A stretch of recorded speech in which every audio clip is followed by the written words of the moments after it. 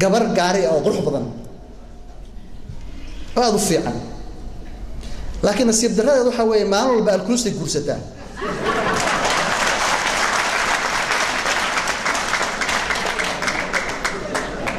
marka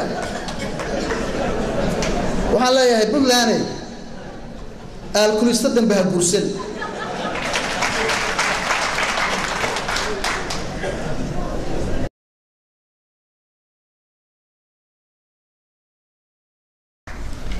ugu dambeyn aniga Cabdiwaliya sida walaalkay uu sheegay abwaan baan hormarinayaa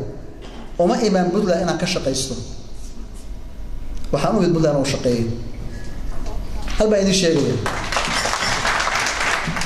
wax igu filan oo Ilaahay siiyay oo xalaala wallahi waa haystaa billaah inaan shiri ka rabin Puntland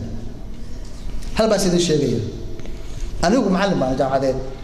mushaar fiican baan qaataa xaaskay waa macallin professor oo jaamacadeed ayana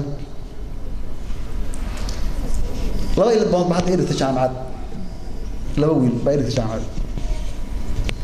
jaamacadeedu waxay bixisaa $64,000 sanadkii oo ah tuition code fee code iskuulka $64,000 bixiyaan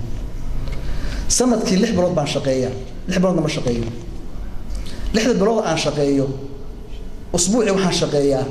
2 maalmood Talaado iyo Khamiis 2 maalmood aan shaqeeyo maanta waxaan shaqeeyaa 3 saacadood lacagta ugu badan waa la siiyaa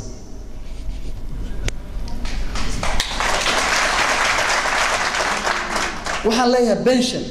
waxaan leeyahay retirement haddaan Puntland ku guuleysto intaba waa waayaya